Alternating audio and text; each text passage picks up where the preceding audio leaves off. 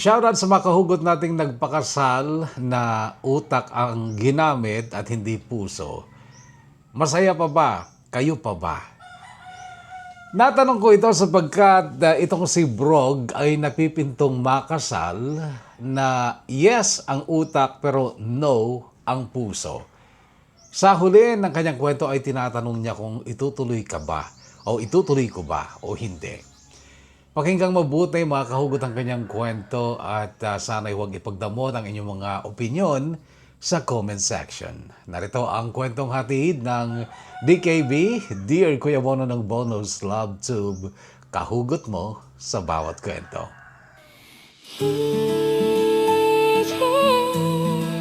Dear Kuya Bono, ito ang story ko. DKB.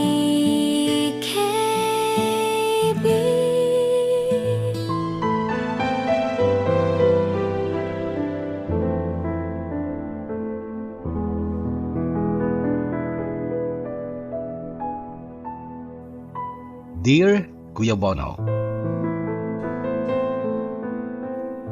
October 31, 2025, nasa level 148 ako ng pinakamataas na gusali sa buong mundo, ang Burj Khalifa dito sa Dubai. Naroon kami para lang matanaw ang abot ng mata sa paligid ng Dubai or UAE sa halagang 400 dirhams. Mahigit 6,000 pesos na yon.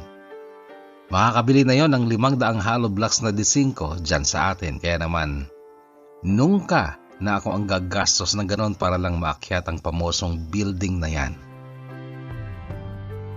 Si Carburit o Cardong Burit ang naglibre sa akin. Isa siyang Bisaya, katrabaho ko. Kasabay ko ring nag-flight noon at kasabay ko ring uuwi pagkatapos ng aming kontrata sa Marso or Abril ng susunod na taon, 2026. Kami ay nagtatrabaho sa Alcalij, isang tile manufacturing plant dito sa Dubai. Pareho din kami ni Carburit ng pangarap at layunin sa pag-a-abroad noon dahil pareho kaming laking baryo.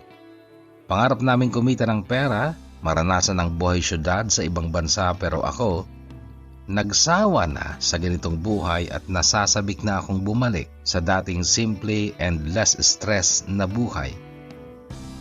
Kabaliktaran naman ako ni Carburit na uuwi lang dahil tapos na ang kontrata at hanggang ngayon ay nahihirapang pa rin makahanap ng bagong employer.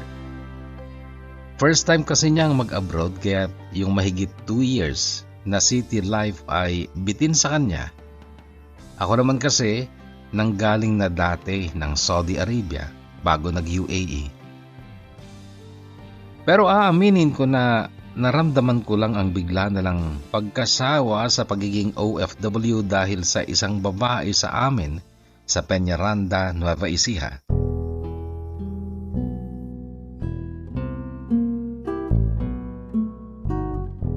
Nagkaroon ulit kasi kami ng ugnayan ng babaeng ito.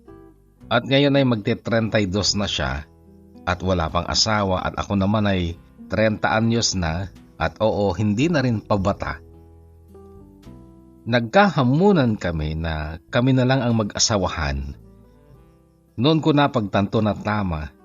Tumatanda na rin ako at kailangan ko lang magkaroon ng sarili kong pamilya. Kaya naman ngayon ay nagsisimula na akong mangarap.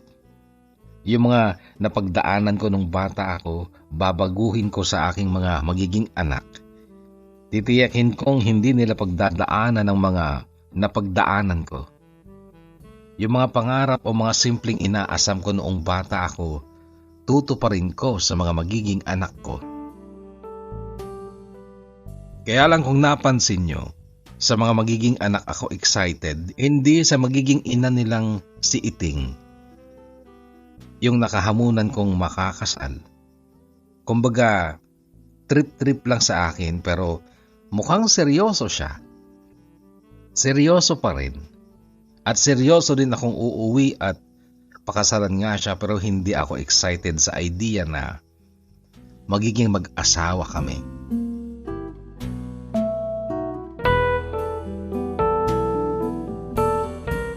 Pero bago ang lahat, tawagin mo na lang ako sa aking palayaw na Brog. Pwede ring Brogy At nung high school ay naging sikat din ako sa bansag na D3.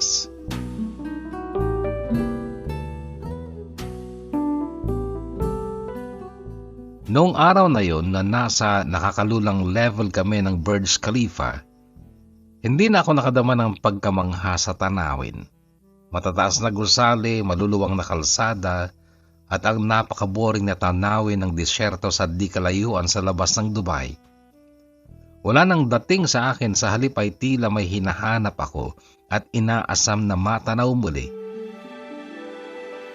Ang napakalawak na bukiring luntian ng kulay, mga maliliit na bahay sa mga pulo-pulo sa pagitan ng mga bukid, ang barangay road sa amin na nasa pagitan din ng mga palayan na akin dating natatanaw habang nasa itaas ako ng laon na puno ng mangga sa tabi ng kalsada. Doon ay mahilig akong tumambay noon. Ang lilim ng punong yon ay nagsilbi ding tagpuan namin ng mga kaibigan ko. Siya ring lugar kung saan ko natikman ang unang halik ng babae, halik ni Iting. At ang unang tilapyang natikman ko ay kay Iting din, pero hindi sa ilalim ng puno kami nagparanasan kundi sa itaas mismo ng puno.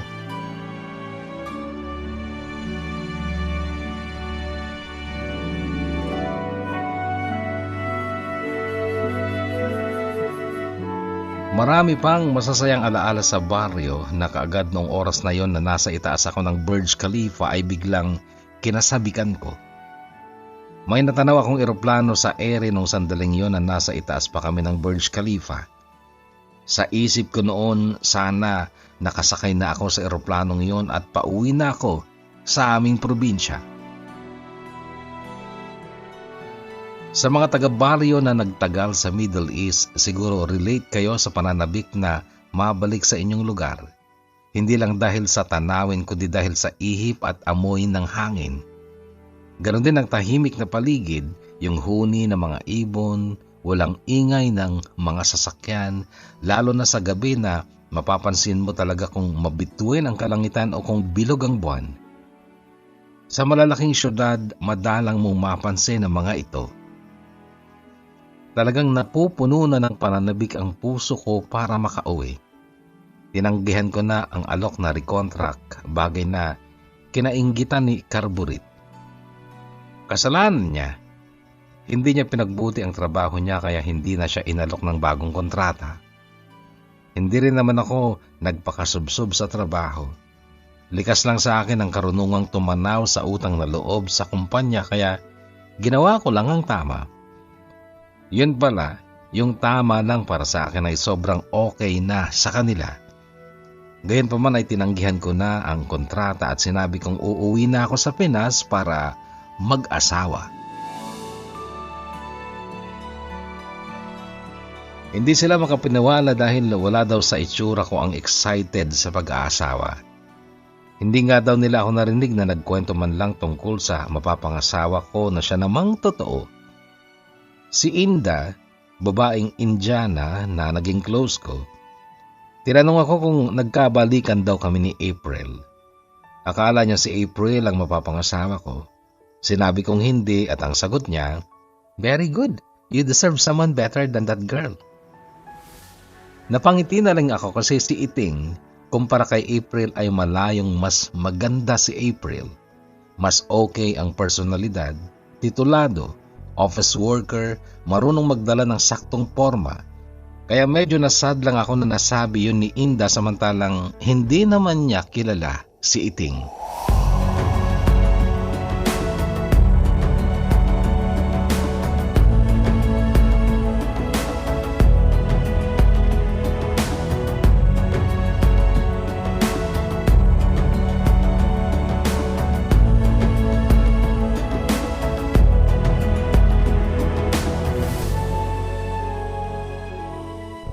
Naging jowa ko si April nung unang 2 buwan ko pa lang dito sa Dubai.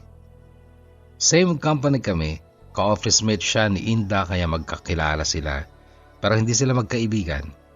Dahil may pagka-racist kasi si April sa mga Indiano. Pero huwag niyo naman siyang husgahan dahil lang doon. Halos lahat naman kasi ng Pinoy ganon ang paningin sa mga tinatawag nating Bombay dyan sa Pilipinas. Pero liban doon ay mabuting tao naman si April.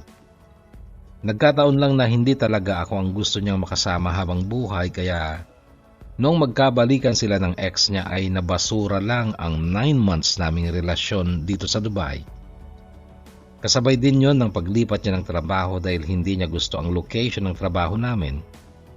Nasa industrial city kasi ang warehouse at factory, pinush niya ang mapalipat sa Expo Center sa mismong commercial district ng Dubai.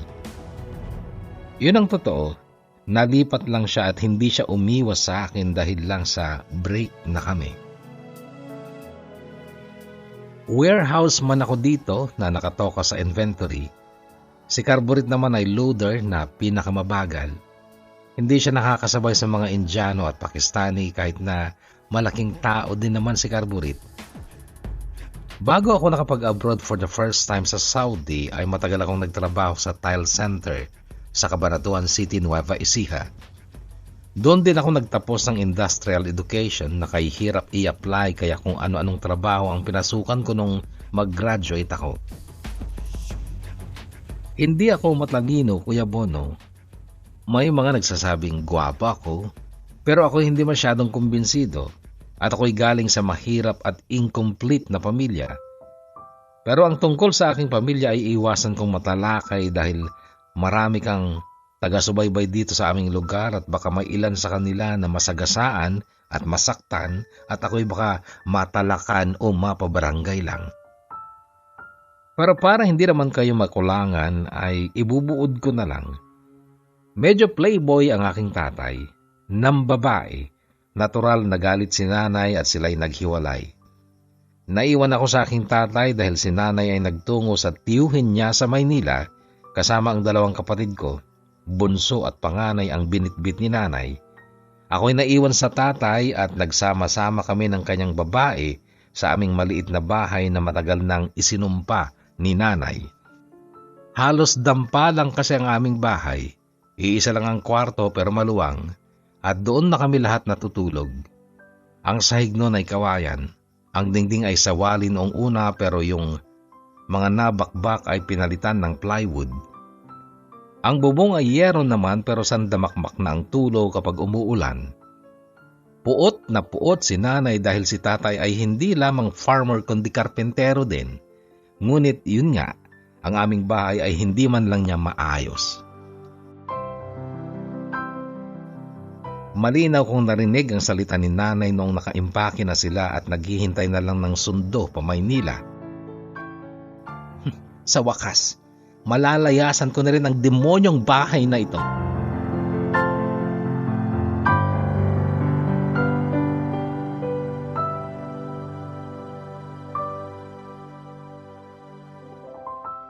"11 years old ako nung mangyari ang hiwalayan sa pagitan ng aking mga magulang. At sa totoo lang ay nakita ko ang pagkakaiba sa pagsisilbi ni nanay at ng aking stepnanay. Mas mainam si Tita Lucia dahil masarap itong magluto at may sarili siyang perang pinambibili ng aming pagkain. Si nanay kasi noon ay umaasa lang kay tatay ng kanyang pambili ng pagkain at mga gamit namin kaya kung ano lang ang meron, yun lang ang pagtsatsagaan namin. Mas umayos at tumahimik din noon ang aming bahay gawa ng tatatlo na nga kami. Si nanay kasi ay likas na mabunganga. Si ate Arian naman ay magaslaw. Laging sumasayaw kaya laging may maingay na tugtog at ang bunsong si Charles naman ay napakalikot, makulit at matinis ang boses. Nung wala na sila, tumahimik ang aming tahanan kaya lang noon na rin nakargahan ng kalaswaan ng aking utak sa murang edad dahil si tatay at si Tita Lucia tila lumikha ng mundong akala nila ay sila lang ang nilalang. Nakalimutan yata nilang naroon ako. Hindi sila nag-iingat sa kanilang mga ginagawa. Kung saan na lang sila maabutan, doon na sila maglalampungan. Hindi mabilang ang mga gabi noon. Kapag akala nila'y tulog na ako sa aming salas, sila'y aarangkada at yung mga ulong at halinghing ni Tita Lucia ay hindi niya mapigilan. Kapag ganon ay napapasilip tuloy ako sa butas sa dingding kaya't nakakapanood ako ng libreng live show.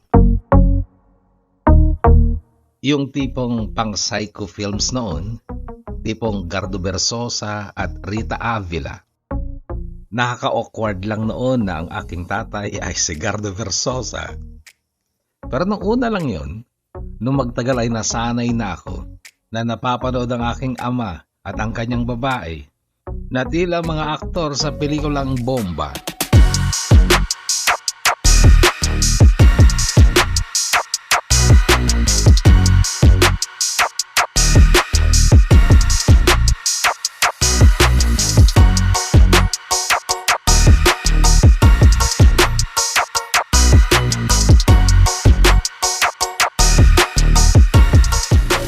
Pero ngayon, Kuya Bono, kapag naalala ko ang mga gabing yon ay natatawa ako at nasasabi kong magaling na artista si Tita Lucia dahil nakakagawa siya ng ungol at halinghing na peke.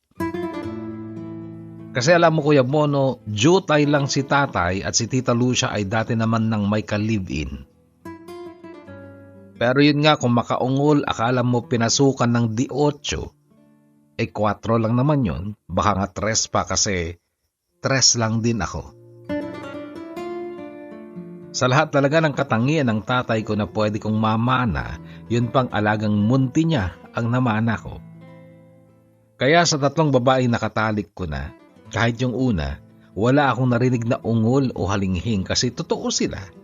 Hindi sila artistahin na kagaya ni Tita Lucia na kung makaungol at makahalinghing ay akala mo first time na nadodonselya.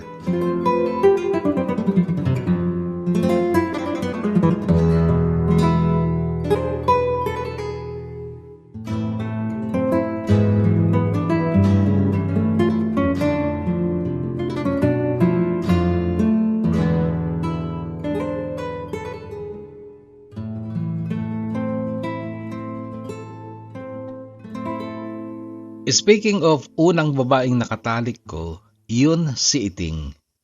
Christine ang pangalan niya at noon ay 12 lang ako, 14 naman siya.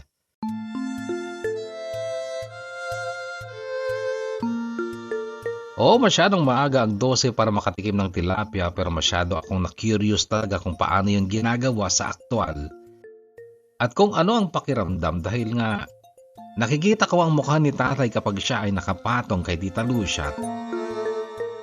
Kapag maaabot na ang sukdulan ay tila sumanib sa kanya ang buong kaluwalhatian.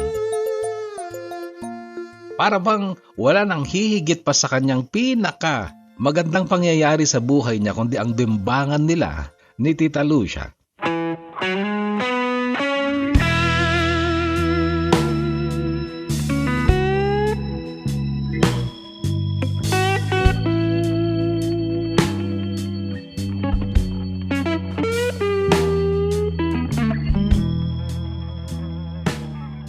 Hindi sa pagyayabang, may itsura naman talaga ang mukha ko at sabi nila, hindi naman daw ako yung gwapo talaga pero may angas na malakas ang dating. Dahil daw sa kilos ko at galaw na hindi nila nakikita sa iba. Isa si Iting sa lantarang nagpakita ng pagkagusto sa akin kahit nung elementary pa lang ako. Sa totoo lang ay maganda si Iting. Medyo maputi kasi siya at matangkad. Maganda ang pangangatawan lalo na ang dibdib na tila kay agang nahinog. Kaya lang karengkeng si Iting noon, kagaya ng 2 kaibigan niyang sina Cathy at Pipita na may palayaw na pipi. Kapag magkakasama sila, sinasabihan sila ng mga asar ng ganito. Magkakasama na naman ang makakating Pepe. Yung pipi na palayaw ni Pipita, binabago nila ang bigkas, ginagawang Pepe para may mas comedy. Kati, Iting at Pepe, makakating Pepe. Sa kanilang 3, pinakamaganda para sa akin si Cathy. Siya ang una kong pinantasya noon pero kinakapatid ko kasi siya. Anak siya sa binyag ng nanay ko kaya hindi kami talo sa aktwal pero pinagpaparausan ko siya noon sa aking imahinasyon.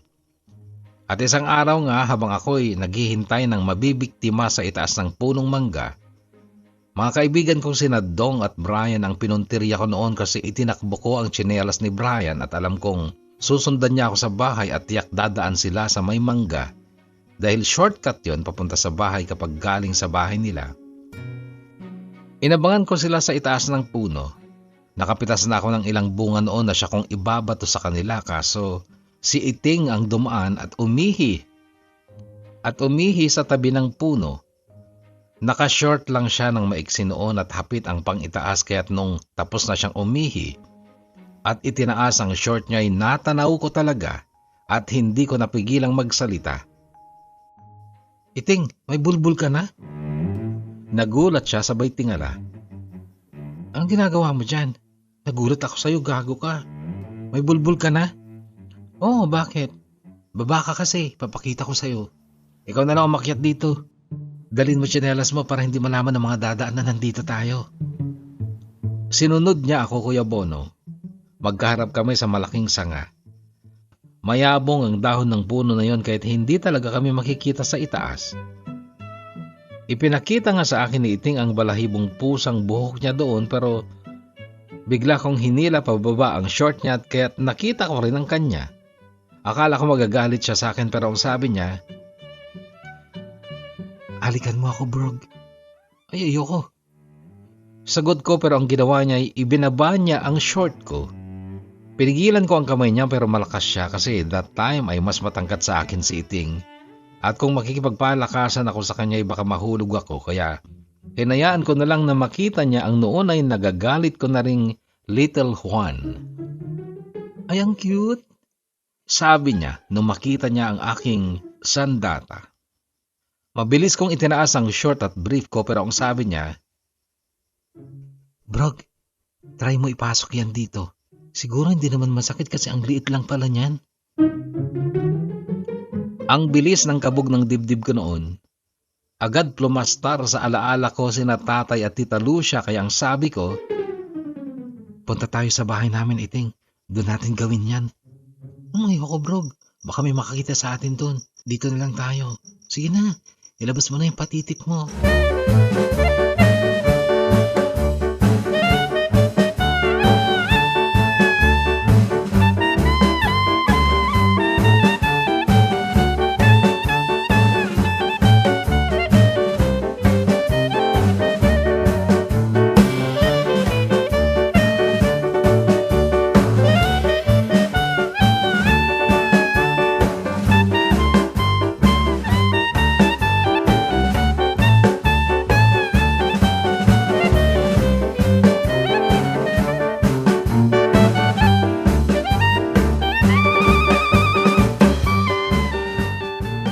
Nangyari ang hindi dapat mangyari sa amin ni Iting sa itaas ng punong mangga. Nilabasan ako sa loob niya at ang salita niya ang nagbigay sa akin ng takot noon. Paano pag nagbuntis ako, Brog? 12 ka pa lang. Sa edad na 13, tatay ka na. Pakakasalan mo ko. Hindi ako nakasagot. Nauna pa akong bumaba ng puno noon. Nakarating na ako sa harap ng bahay namin na hindi ko pa rin nakitang bumaba si Iting mula sa puno ng mangga. Naging palaisipan sa akin noon yun. Sa mga pagkakataong nag-iisa ako, lalo na kapag nauutusan ako ni tatay na magsuga ng kalabaw niya, pinoproblema ko kung mabuntis nga si Iting at ako'y maagang magiging ama. Konti pa lang ang alam kong trabahong bukid noon at isa pa, ayaw kong magaya sa tatay kong iniwan ng asawa dahil sa kakarampot na kita sa pagsasaka. Oo, wala pa akong malinaw na pangarap nung 12 anyos ako. Yung sinasagot namin sa teacher namin kapag nagtatanong siya kung anong ambisyon namin, mema lang yun. May masabi lang pero ang totoo, wala pa sa isip ko noon ang magtrabaho. Kaming mga magkakaibigan, pulis at sundalo ang sinasabi namin gusto naming maging. Pero wala kaming idea sa totoong trabaho talaga ng pulis o sundalo. Maliban sa mga napapanood namin sa mga pelikula. Pero paano nga kung nabuntis ko si Iting? Ni hindi pa nga ako natutuntong ng high school. 4 na taon yon at 4 na taon pa sa college bago maging pulis. Ang layo pa nun. Napaluha pa ako minsang nasa ilalim ako ng puno sa bukid. nang maisip kong magagaya ako sa tatay ko, mahirap at magulo ang buhay dahil sa reklamador kong nanay. Ayaw ko talagang maging kagaya ni tatay. Gusto kong mas umangat ang buhay ko. Gusto kong makaalis sa barangay, sa baryo, sa bukid. Gusto kong tumira sa syudad. Nung graduation ko ng elementary, yun ay mahigit 1 buwan simula nung yumugyog ang puno ng mangga dahil sa amin meeting. Noon ko lang nakitang nakaayos ng maganda si Iting dahil galing sila sa kasal ng pinsan niya at inaya lang niya ang kaibigan niyang manood sa aming graduation. Sinalubong niya ako nung matapos ang seremonya. Kasama ko si Tita Lucia noon. Ayaw kasi ni tatay ang umakyat ng stage. Pero kung si tatay ang kasama ko noon, baka hindi ko kakausapin si Iting pero dahil si Tita Lucia nga ang kasama ko, kinausap ko si Iting at tinanggap ko pa ang regalo niya. May tumawag sa cellphone ni Tita Lucia noon kaya't sinamantala ko yon. Hinila ko si Iting sa gawing likod ng gym para lang itanong ito sa kanya. Iting, buntis ka ba? Hindi, may mens ako eh. Talaga? Mabuti naman kung hindi ka buntis. Nag-aalala ako eh. Seryosong sagot ko pero parang nainsulto ako sa naging sagot niya. Hindi ako buntis. Ang iksi kasi Broggy. Hindi yata umabot.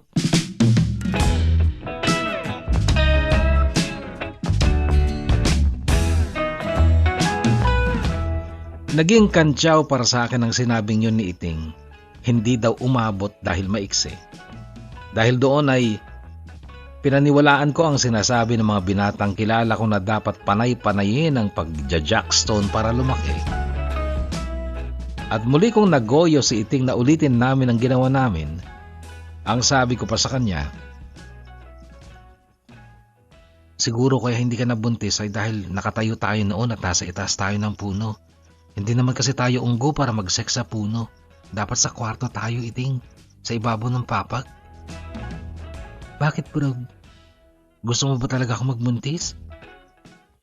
Hindi ako nakasagot dahil ang totoo, gusto ko lang ulitin yon dahil masarap at gusto kong mabuntis siya hindi para magkaroon ng anak kundi para patunayang umabot.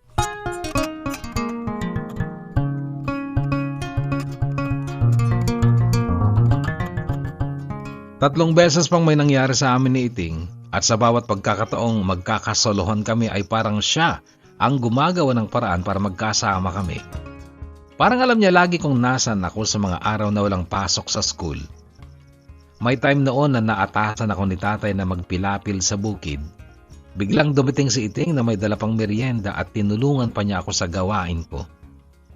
Ganon din nung anihan at ako'y pinagbantay naman sa naaning palay na nakakamada lang kasi sa ibabaw ng paligid. Habang hinihintay ang truck na bibili ng palay ay naroon ako. Dumating na naman si Iting at doon sa ibabaw ng kamada ng mga palay ay naglabing-labing na naman kami ni Iting sa ilalim ng bukas na kalangitan. Yung panghuli ay sa sapa kung saan naman ako nautusang manguha ng mga susong palipit na dadalhin ni tatay sa kaibigan niya sa Valenzuela. Bigla na namang sumulpot si Iting. Tinulungan muna niya akong manguha ng susong palipit at nung mapuno namin ng buslo ay pumwesto na kami sa pampang ng sapa at kami naglingkisan na namang parang mga anaconda. Kaya lang malas dahil may nakakita sa amin, kamag-anak pa niya. Nilapitan kami. Natakot ako noon dahil baka ikalat niya at makarating sa tatay ko. Mabuti na lang at hindi naman siya chismosa. Pero nawala si Iting sa amin. Inilayo siya sa akin pero nilapit naman ako sa sakit ng ulo at katawan dahil ang kuya ni Iting naging mainit lagi ang dugo sa akin. Ilang beses akong binuntal noon ng walang dahilan. Bigla na lang daw nag-iinit ang ulo niya at nagdidilim ang paningin niya kapag nakikita ako. Ang banta pa niya sa akin noon ay, iiwas ka na kaagad kapag nakita mo ako dahil kapag natimingan mong nakainom ako, baka utasin ko na ang buhay mo, animal kang manyak ka.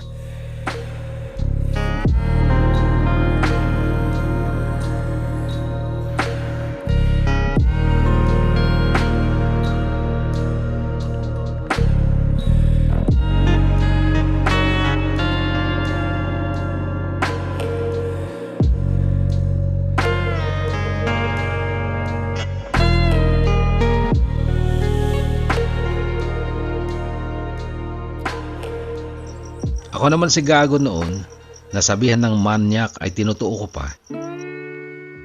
Nakuha ko nga din si Cathy, kaibigan ni Iting, kinakapatid ko.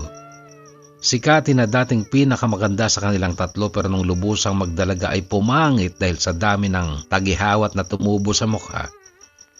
Bumaba tuloy ang bilib sa sarili niya. Dati soplada siya pero nung pumangit, lalong pumiri at siya pa ang nag-aya sa akin noon at ang sabi ko, "Di ba kinakapatid kita? Tanga, hindi tayo magkadugo.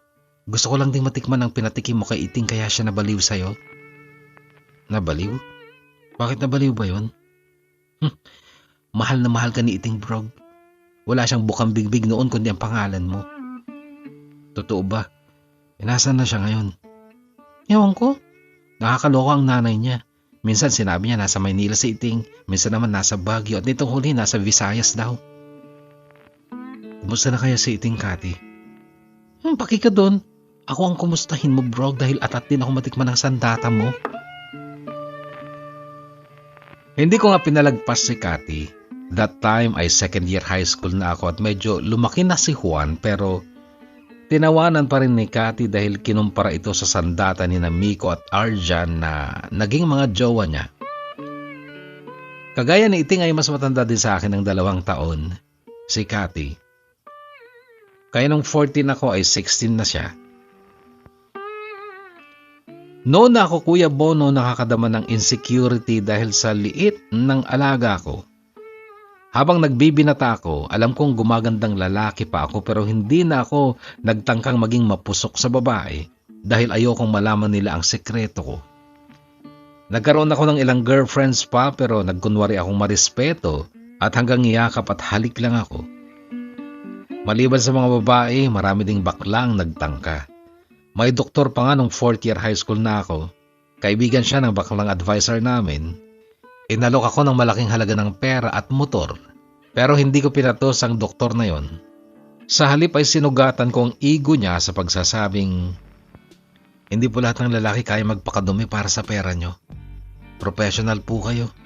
Sana naman matuto kayong rumispeto."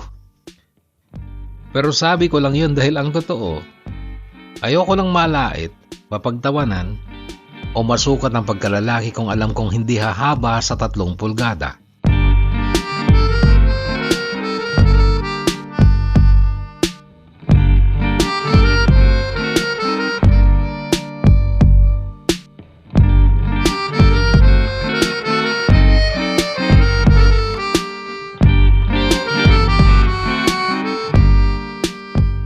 Maraming magaganda sa amin at maraming matitinong babae. Ang mga kagaya ni Iting, Mika at Pipi ay isolated lang. Iilan lang sila kumpara sa mas maraming babaeng may hiya at respeto sa sarili. Kagaya na lamang ng magpinsang Gina at Armina. Mga simple lang sila pero disente ang mga kilos at gawi at may mga itsura sila. Naging malapit ako sa kanila simula nung bakasyon na katatapos ko lang ng 3rd year high school. Nasali ako noon sa mga piyon na kinuha ng foreman para magtrabaho sa bahay na pinagawa ng papa ni Gina at silang dalawa, sina Gina at Armina ang nagdudulot ng merienda at tanghalian sa amin. Libre kasi ang merienda at lunch dahil mababa lang ang pasweldo sa amin.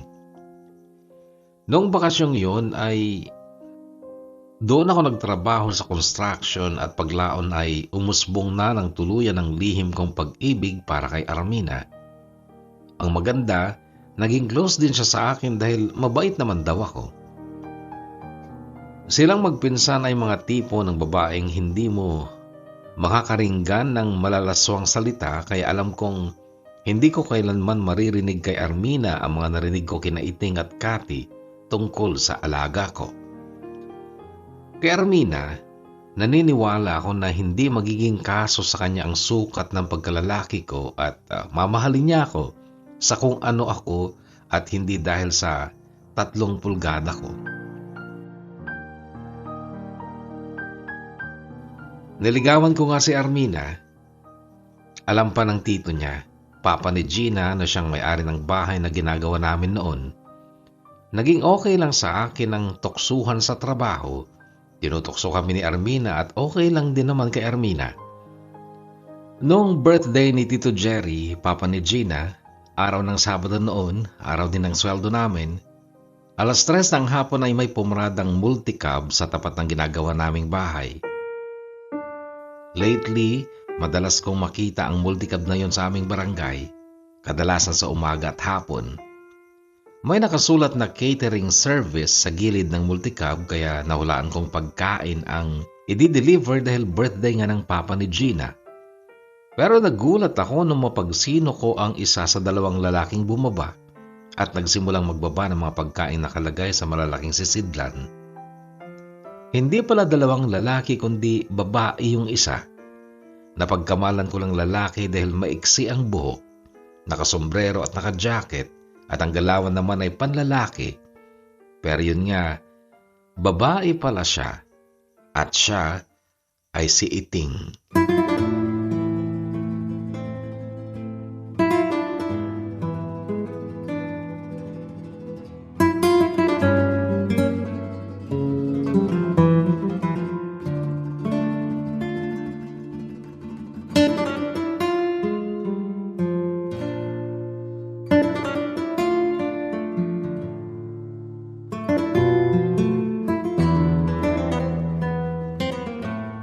Oo, nakilala ko si Iting kahit tumaba siya.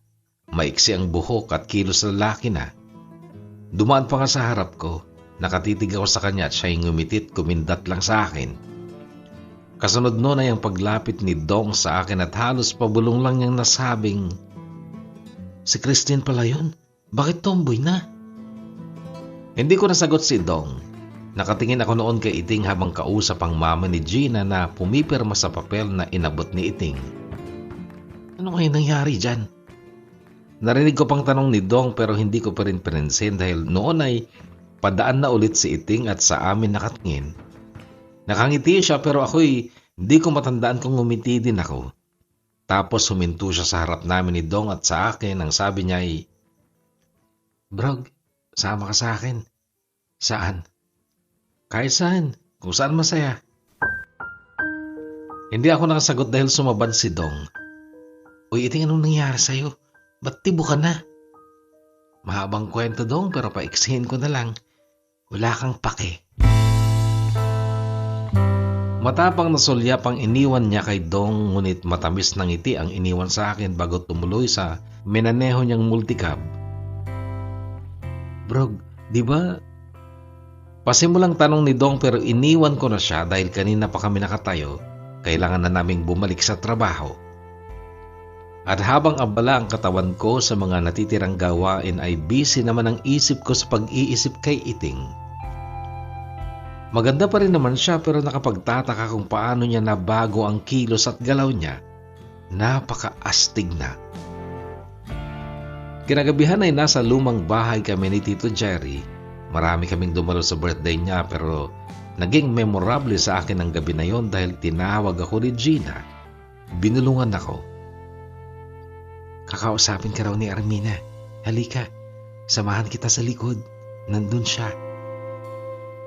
Noong mga panahong yun, Kuya Bono, ay magdadalawang buwan na akong nanliligaw kay Armina. Madalas ay kapuyatan ko siya sa text pero nung gabing yun ay maghahalong saya at lungkot ang hatid ni Armina sa akin.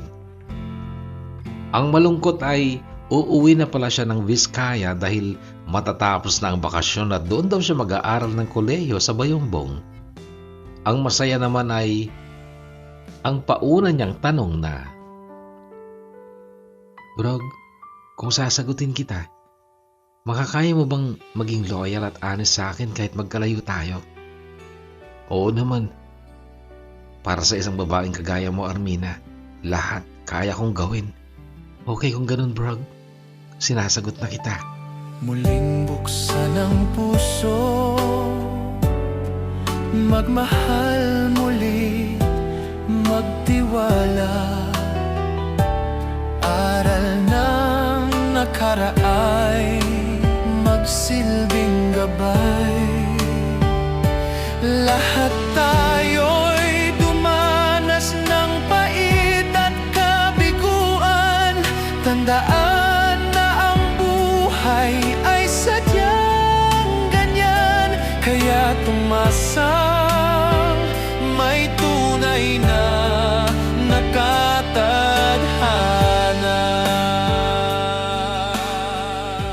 Sa pagpapakatotoo lang, hindi lubos ang naging ligaya ko nung gabing yun na sagutin ako ni Armina dahil nga kinabukasan ay aalis na pala siya. Bigla nang naging desisyon niyang doon na mag-aral sa tita niya sa Vizcaya sa halip na sa NAUST San Isidro na siyang nasabi niya sa akin dati pa. Nagulat din ako at tinangka ko pa nga siyang pigilang umalis. Sinabi ko pa nga para ano pa't sinagot ako kung iiwan lang din ako. Ngunit ang sagot niya, magkatabi lang naman ang Nueva Ecija at Nueva Vizcaya, bro. Madali lang tayo magkita kung gusto natin talaga. Wala akong nagawa para pigilan siya pero nagsikap akong makahalik man lang sa kanya nung gabing yon dahil kinaubagahan nga ay wala na siya, aalis na siya pero nabigo pa ako. Ayaw man lang talaga niyang magpahalik o magpahawak ng kamay sa akin. So naging LDR kami ni Armina at 16 lang ako noon kaya't medyo hindi ko kinaya ang ganong setup. Natukso akong manligaw sa iba. Si Donita na bagong salta sa klase namin, 4th year na kami noon. 5 buwan kong niligawan si Donita at laking tuwa ko nung sagutin ako bigla. Pero si Donita ang babaeng nagmulat sa akin na hindi lahat ng mahinhin ay matino. Ang pagkakakilala ko kasi kay Donita ay kagaya siya ng magpinsang Armina at Gina, mga mahihinhin. Pero nagkamali ako kay Donita dahil 1 buwan pa lang kami noon ay inaya niya ako sa bahay nila. Dahil mahal ko, kahit medyo malayo ay nagpunta ako. Totoo ang sinabi niyang nag-iisa lang siya sa bahay nila at naging mainit ang aming halikan na nauwi sa ibabaw ng kama niya. Pero doon ay nagminor ako dahil ayokong matuklasan niya ang aking tinatago. Kaya lang, parang sobrang atat na siya kaya ang sabi ko na lang, Donita, baka ma-disappoint ka lang kasi maliit lang to akin. Wala pang 1 dangkal. Napangiti siya at ang sabi, ano naman kung walang 1 dangkal kung marunong ka namang kumalkal?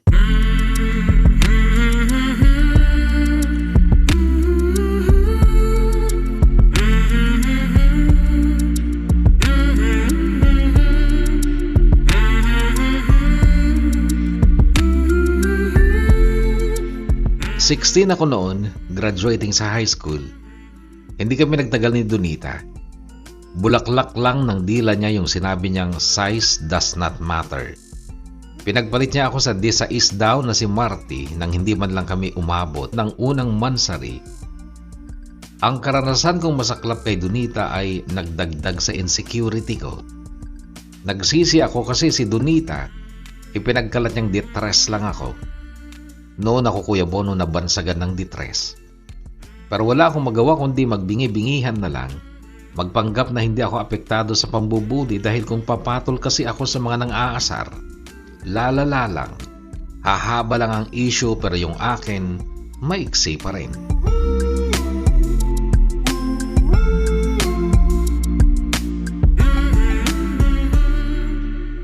Si Donita ang huling naging girlfriend ko bago naging kami ni April. 7 years, Kuya Bono, na hindi ako nagka-jowa ng babaeng nahahawakan. I mean, may mga naging jowa kasi ako sa text noon at sa Facebook pero hindi ko naman sila na-meet or nakasama man lang. Si Iting naman tuluyan lang nagpaka-tomboy. Madalas ko siyang makasalubong at parang gusto niyang maging close ulit kami bilang magbarkada pero hindi ko kasi trip bumarkada sa tibo.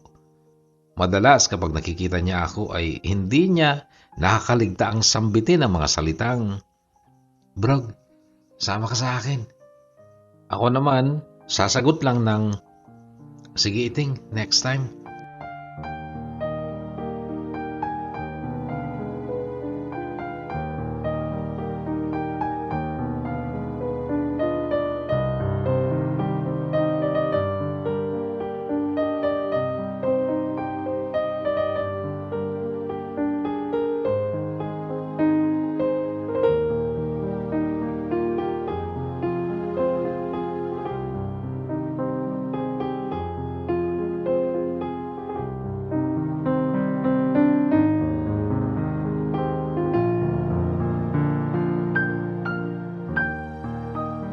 Ewan ko pero hindi talaga ako komportable kay Iting bilang tomboy. Ngiti pa lang niya noon, naaasar na ako. Lagi siyang naka-sunglasses, naka-sombrero at naka-jacket. Akala mo siya action star na chubby. At hindi talaga okay sa akin yung idea na yung una kong sex experience ay barkada ko na. Napaka-awkward noon para sa akin kaya't hanggat makakalusot ako sa mga paanyaya ni Iting, umiiwas ako.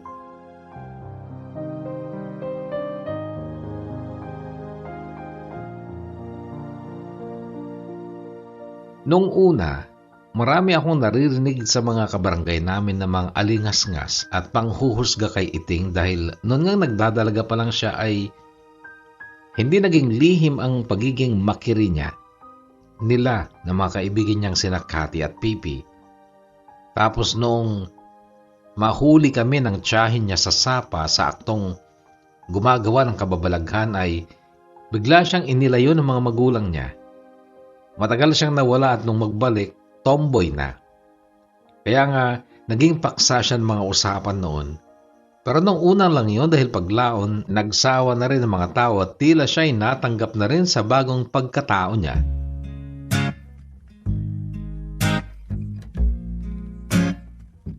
Si Dong ang nagkwento sa akin ng dahilan daw kung bakit naging tomboy si Iting. Minsan kasi ay nakainuman ni Dong si Iting at ito daw ay nagkwento tungkol sa mga masasaklap niyang karanasan sa Maynila. 2 beses daw siyang nagpalaglag, utos daw ng nanay niya dahil ang mga lalaking nakabuntis sa kanya ay hindi naman siya tinuluyan. Nagkibit balikat lang ako noon sa kwentong yun tungkol kay Iting kasi paano naman siya hindi mabubuntis saksakan ng kiri noon.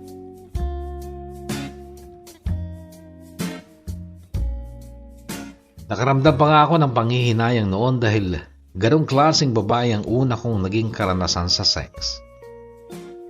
Pero ang panghihinayang na yon ay very light lang naman dahil mga bata pa nga kami noon at hindi ko naman nakakalaing magiging ganon si Iting. Second year college na ako nung bumalik ng Peñaranda si Armina mula sa Vizcaya. Naka2 taon lang daw siya ng pag-aaral sa Bayumbong. Namatay ang nanay niya kaya siya naghinto at nag-alaga ng mga nakababatang kapatid niya sa kanila sa Solano. Uli lang daw nag-asawa ang tatay niyang lasenggo kaya nakaalis siya sa kanila.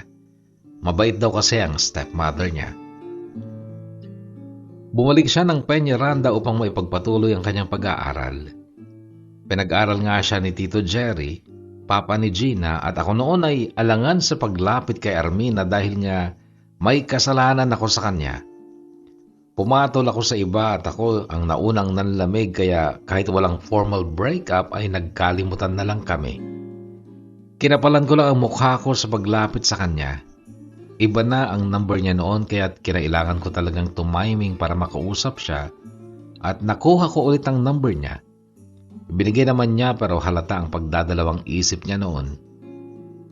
Sa text ako nang hingi ng sorry sa kanya. Napatawad naman niya ako pero nung magsimula ulit akong manligaw sa kanya ay ganito ang sabi niya. Brog, hindi ko alam kung dapat pa ulit akong magtiwala sa'yo matapos nang bigla mo nalang pag-iwan sa akin noon. Ang sagot ko naman, sorry talaga pero akala ko kasi okay lang sa'yo kasi nung hindi na ako nagte-text, hindi ka na rin nagte-text. Ano ba kasing gusto mong gawin ko noon, Brog? May malalang sakit ang mama ko. Ako ang nag-aalaga sa kanya. Wala kaming perang pampagamot sa kanya. Ako ang namumroblema tapos gusto mo isabay pa kita sa mga problema ko? Di ba dapat karamay nga kita noon kasi boyfriend kita? Kaso anong ginawa mo?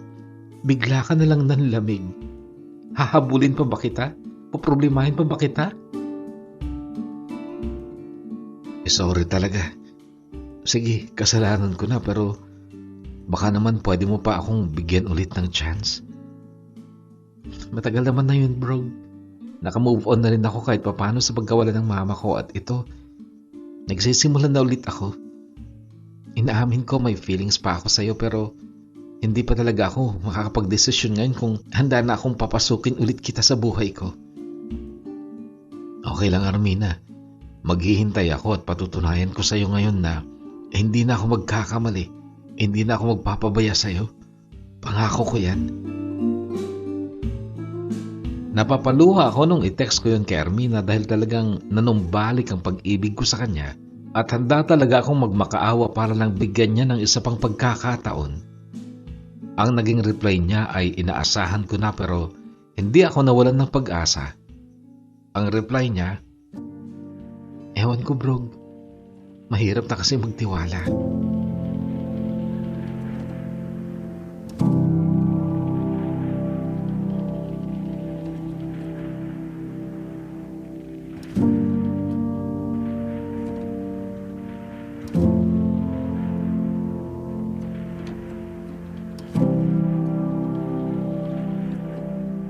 Nauunawaan ko naman kung bakit hirap na si Armina na pagkatiwalaan ako. Pasalamat pa nga ako dahil hindi niya ako gaanong sinumbatan. Nagre-reply pa rin siya sa mga text ko at sa mga chat ko at gusto kong kunin ng pagkakataon na yon para maipakita sa kanya na talagang seryoso na ako at deserve ko na ulit ang pagtitiwala niya. Kaya lang, ang pinagkatiwalaan niya ay si Iting.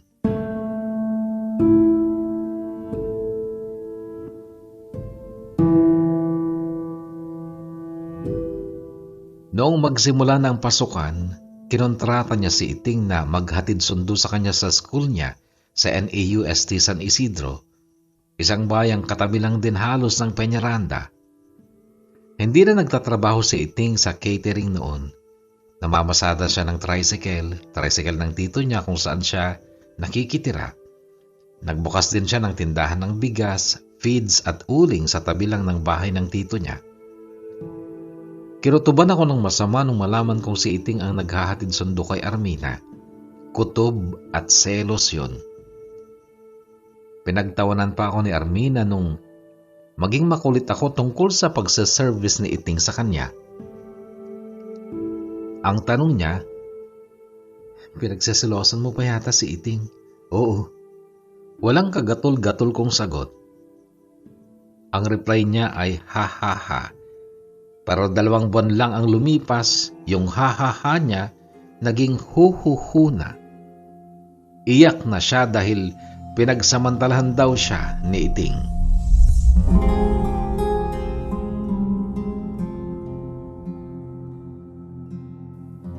Pinaniwalaan ko na pinagsamantalan siya ni Iting dahil hindi na si Iting ang naghahatid sundo kay Armina. Sumasabay na lang siya noon sa ibang estudyanteng kumontrata sa ibang driver. Noon ako nagpilit na makausap si Armina sa personal pero ayaw niya. Malaki na ang kinikimkim kong galit kay Iting noon. Hanggang sa isang gabi, si Armina mismo ang nag-chat sa akin at nagpaalam na namang babalik na raw siya ulit ng Vizcaya. Ipinagtaka ko yon dahil hindi pa nga natatapos ang first semester. Ang dami ko kasing problema.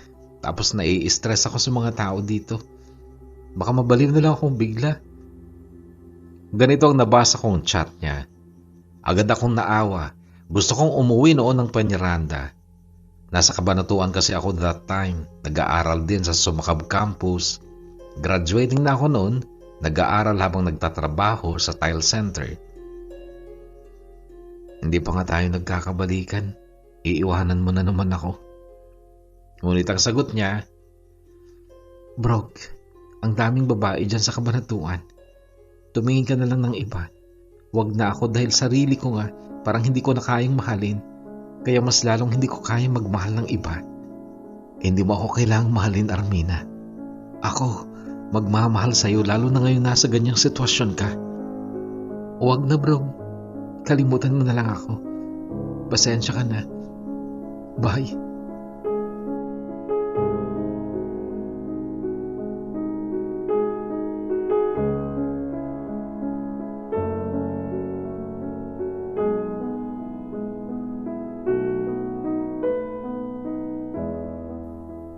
Noong sumapit ang weekend, pinilit kong makauwi kahit gabi na ng Friday.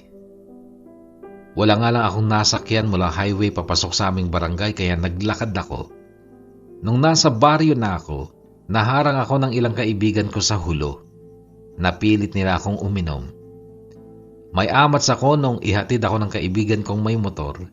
Pasado 10:00 na yun ng gabi at bago kami makarating sa aming purok ay nakita ko ang tricycle ni Iting sa tabing kalsada sa tapat ng lote kung saan sila gumagawa ng uling. Pinara ko ang kaibigan ko at pinasok ko ang bakuran na gawaan ng uling. Si Iting lang ang nadatnan ko doon at walang abog-abog ko siyang inupakan at pinagmumura. Nakalimang suntok ako sa mukha niya, sunod-sunod. Dumudugo na noon ang pumutok na labi niya. Sumadsad siya sa kamada ng mga uling na nakasako. Umiiyak. Putang ina mo, Iting. Mapapatay kita sa ginawa mo kay Armina. E di patayin mo ako. Bakit? May kwenta ba ang buhay ko sa tingin mo, bro? Wala. Kaya sige, patayin mo ako kung gusto mo. Tang ina mo, Iting. Sawa ka na pala sa buhay mo. Ba't di ka na lang magpakamatay? Dinamay mo pa sa Armina sa kawalan ng kwenta ng buhay mo. Hayop ka. Bakit? Nasaktan ka sa ginawa ko kay Armina, bro? Tang ina mo, syempre gago ka ba? Nainis ako nung tumawa siya. Nagtagumpay naman pala akong saktan ka kung ganun, bro. Ngayon, quits na tayo. Quits? Putang ina mo, anong kasalanan ko sa'yo para asamin mo saktan ako? Kasalanan mo, bro? Nakangiting tanong niya, duguan ng bunganga, puno ng pasa ang mukha pero nakangiti pa rin lumapit sa akin at ang sabi niya, bro, mahal kita. Malinaw kong narinig ang sabi niya, pero nung tumitig ako sa kanya ay umiiyak na siya. Yung pagmamahal ko sa'yo, ang sinisisi ko sa lahat ng nangyari sa buhay ko. Kung gaano kita kamahal nung 14 years old ako hanggang ngayon, nagtataka ako kung bakit ganun pa rin. Baka mas lumala pa. Sa Maynila, naghanap ako ng kagaya mo, pero nabigo ako at nagpakatanga. Kinasusukluman ko ng sobra ang sarili ko dahil 2 buhay ng sanggol ang kinitil ko. Kinasusuklaman ko na naging babae ako. Mahina, kaya naisipan kong magpakatomboy. Pero sa isip lang, bro, itong puso ko, ako pa rin yung babaeng sobrang nagmamahal sa'yo. Pero si Armina na pala ang mahal mo, kaya dinamay ko siya sa sama ng loob ko. Noon ay handa na akong suntukin ulit ang mukha niya pero gumalaw ang kamay niya at nakita kong may dala siyang punyal. Punyal na wala siyang balak na itarak sa akin, kundi saksakin mo na lang ako, bro. Dito. Dito sa puso ko. Nahugasan ng mga luha ang dugo sa nguso niya dahil kay daming luha ang bumabalong sa mga mata niya. Sawang-sawa na ako sa buhay ko, bro. Pinipilit kong mabuhay ng normal pero hindi umaayon sa akin ang panahon. Kung hindi mo ako kayang saksakin, ako ang sasaksak sa sarili ko. Kaya ko. Sagot ko sabay kuha ng punyal sa kamay niya, pero hindi ko siya sinaksak. Isinukbit ko ang punyal sa likod ko. Hindi mo kaya? Tanong niya. Hindi ko siya sinagot. Kung hindi mo rin lang ako kayang saksakin, bro, pwede, for the last time, hihilingin ko sa'yo, samahan mo ako. Sama ka na lang sa buhay ko.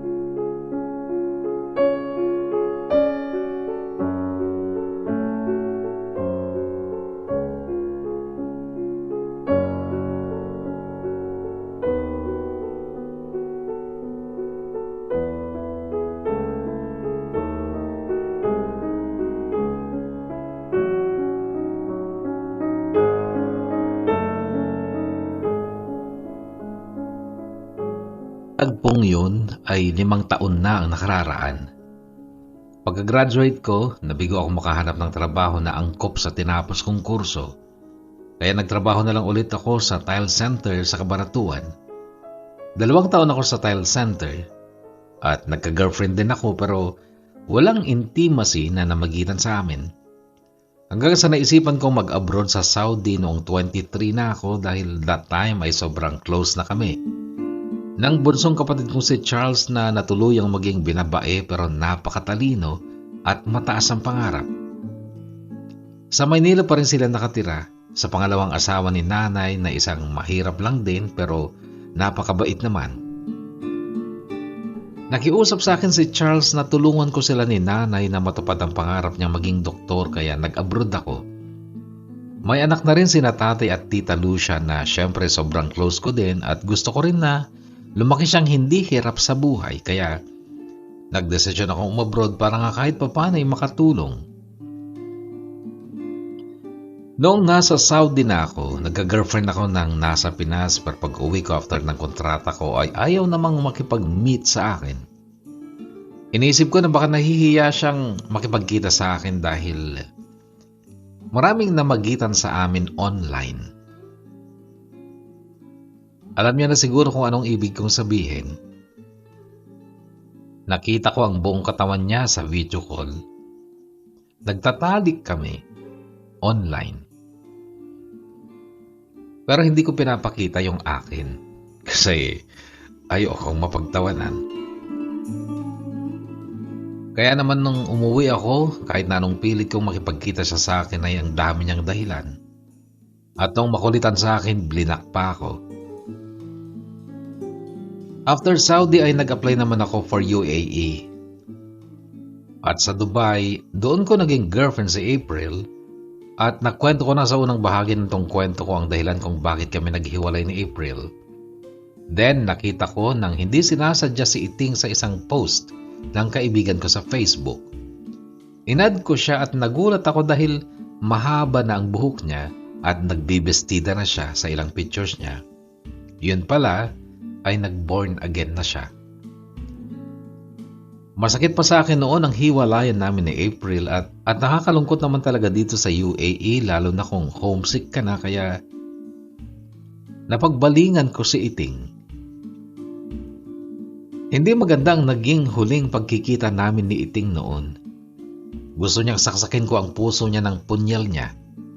Puot na puot ako sa kanya noon dahil sa ginawa niya kay Armina. Mula noon, iniwasan ko siya. Halos hindi na ako umuwi sa amin. Naging residente na ako ng Cabanatuan City dahil working student pa ako noon. At dahil nagkaroon nga din ako ng ilang relasyon ay unti-unti nang nawala sa isipan ko si Iting. At ngayon nga lang taong 2025, muli kaming nagkaroon ng communication ni Iting at siya ngayon ay nabago na. Babae na ulit siya, hindi na siya tibo at aktibo siya sa church nila. Dati pa, kahit na mga bata pa kami, alam kong masipag na tao si Iting. Hindi naman siya pangit kahit ngayong medyo mataba na siya. Kaya lang, aminado ako na wala pang pag-ibig sa puso ko ulit para sa kanya. Ilang dahilan kung bakit gusto ko pa rin siyang mapangasawa ay una dahil ako ang nauna sa kanya at siya rin ang nauna sa akin. Pangalawa, alam kong masipag siya. Kahit anong trabaho gagawin niya para matulungan lang ako, gaya noon. Pangatlo, pangarap ako ni Iting. At ayon sa kanya noon ay ako daw ang dahilan ng mga nangyari sa buhay niya. Pang-apat, parang gusto kong maniwala na sa una lang naman talaga yung tamis ng pag-iibigan. At yun kasi sa ngayon ay wala sa puso ko para sa kanya. Yung tamis. Ang tanong ko ngayon ay tama bang tuluyan kong pakasalan si Iting? Tama bang isang tabi na lang yung alab ng pag-ibig dahil sabi ng utak ko ay tama naman siya? Hihintayin ko po ang inyong mga opinyon at sana Kuya Bono ay mabasa mo itong kwento ko bago mag-Pebrero sa susunod na taon, 2026 na siyang schedule ng aking pag-uwi. Umaasa, Brog. Muling buksan ang puso, magmahal muli, magtiwala. Aral ng nakaraay, magsilbing gabay. Lahat tayo'y dumanas ng pait at kabiguan. Tandaan na ang buhay ay sadyang ganyan. Kaya tumasang may tunay na nakatadhana.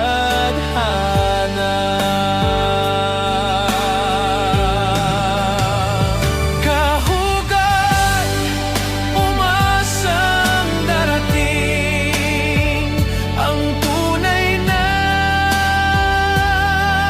pag-ibig. At kahit pa masaktan kang muli, paulit-ulit man pagluha,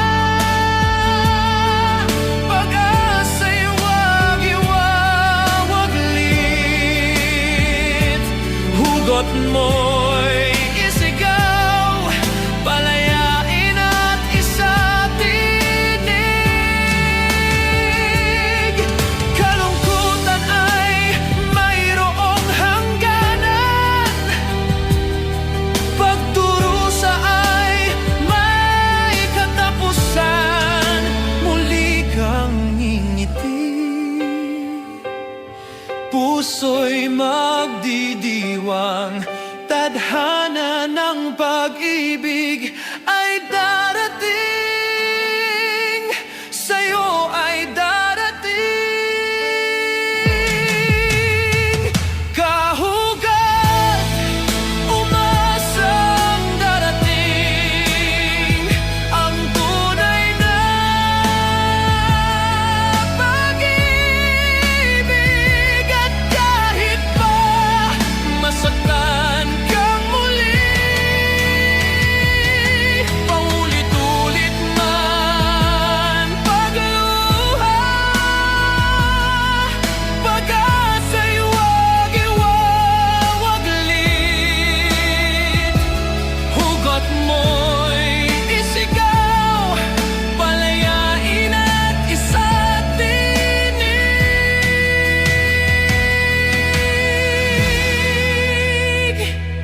Hugot ng puso.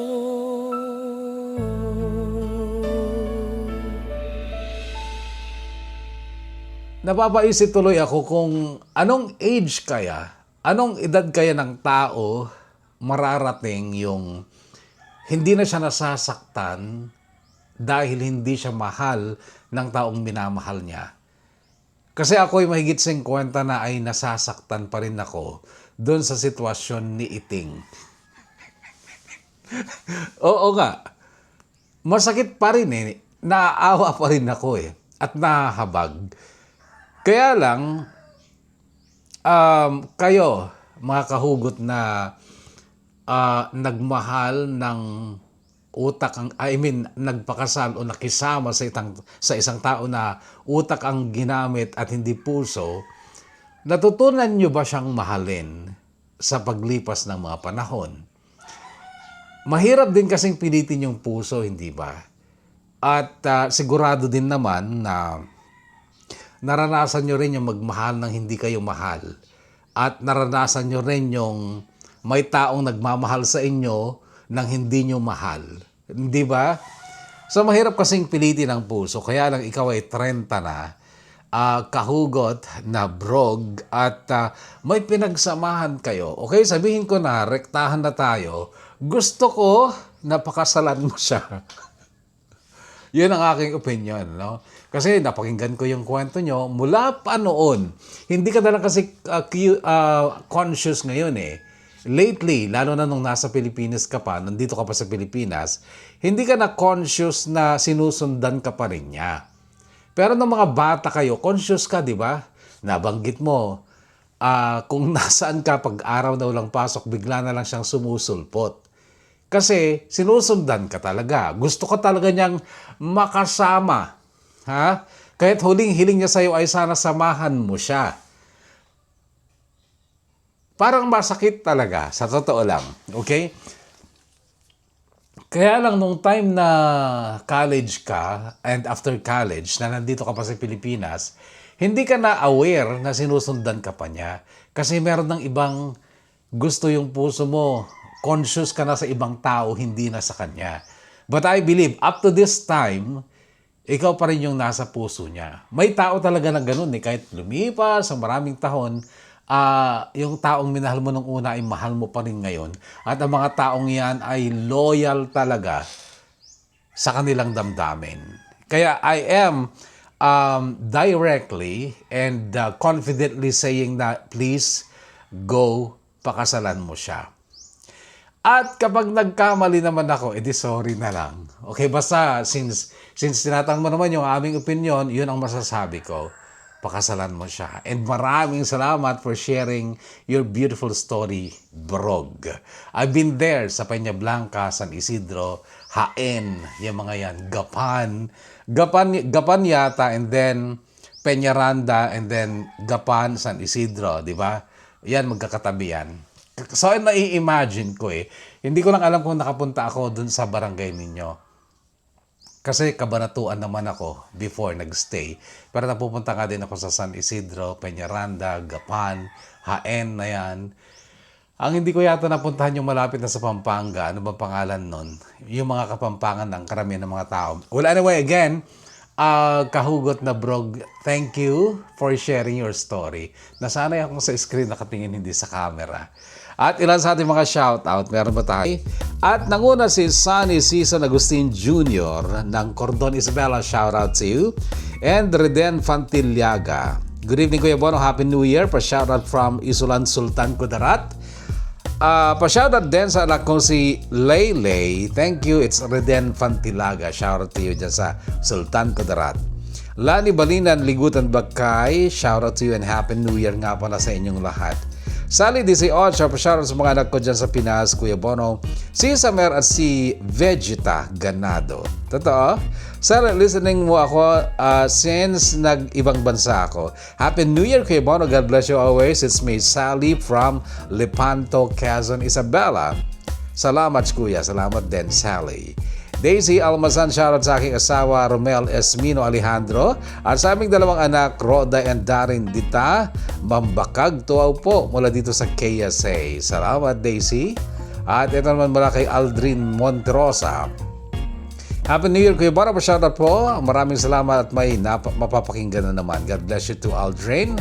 Beng Di Guzman, pa-shoutout sa asawa kong si Ace from Hong Kong with love. Magandang buhay po, Kuya Bono, at sa lahat ng abangers at listeners. Happy New Year and God bless. Shoutout po sa aking asawa dyan sa Santa Isabel, Norte, Ilagan City, si Rona Tamang, at mga anak ko, Ilona at Ilora Tamang. Salamat po. Thank you. It's Elmer Tamang. Shoutout to you. MJ Andres, pa-shoutout Kuya Bono kay Kath Apaga Mejia. Abangers niyo po from Alcobar, Saudi Arabia. From MJ Andres. Salamat. MSLY Blagag, shout out to you. Melanie Castro says Happy New Year.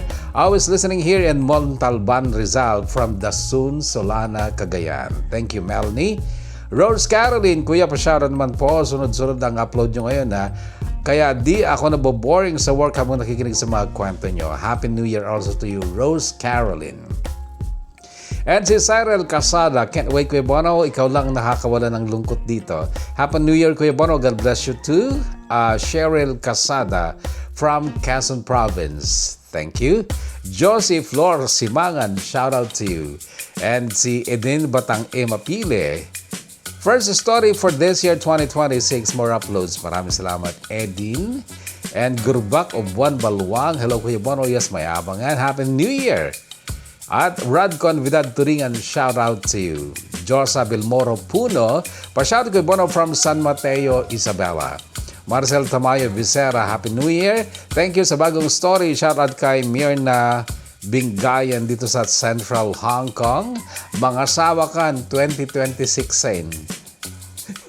Lilibet Balin sa sama na pa-shout out to you. Shout out to you, Lilibet, sa iyong anak at asawa. Erwin Velasco Uba, pasyado kay Bono, listening here in Pudola, Payao. Another story na naman po waiting to play. Happy New Year to one and all. Welcome 2026 for all the good things. Erwin, maraming salamat. Meru Jewel, Happy New Year po sa lahat. Kumusta ang New Year? Shout out to you, Meru Jewel. And Joel Kakal, shout out to you. At shout out kay Lino Bright Orcales Castillo. Jomar Tolentino Parbo, shout out to you. Pa-shout out from Lasam, Cagayan.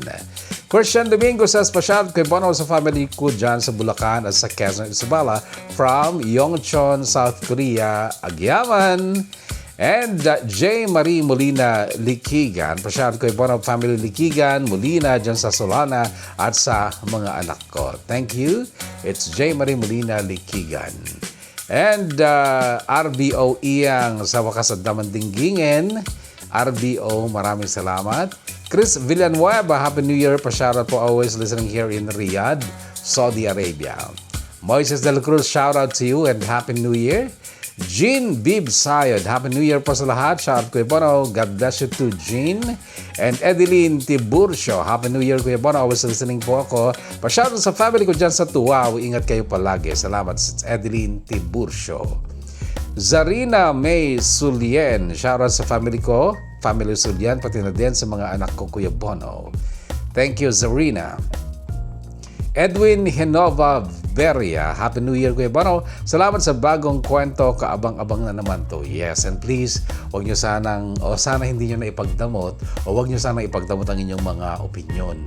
Kasi kahit gaano tayo katalino kung minsan ay kapag involved yung puso, nagkakamali tayo. So mas maganda yung maraming opinyon at nang sa ganun ay makapagpili ng matitimbang.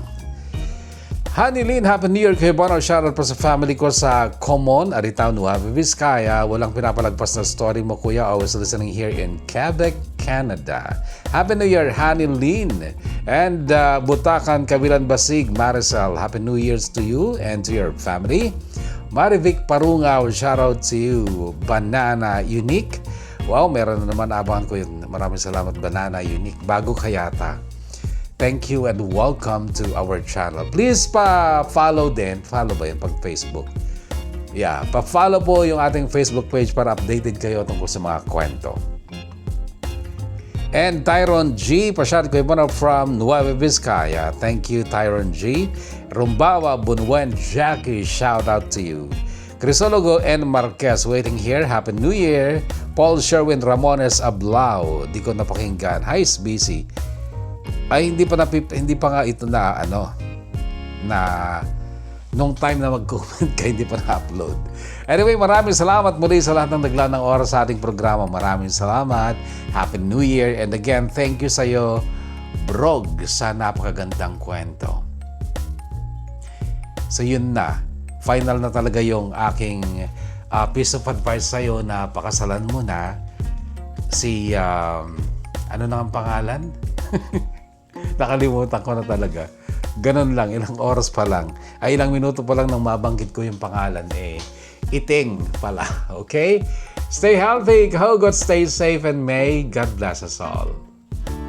Salamat Kuya Bono at sa lahat ng listener mo. TKP, my story is safe with you.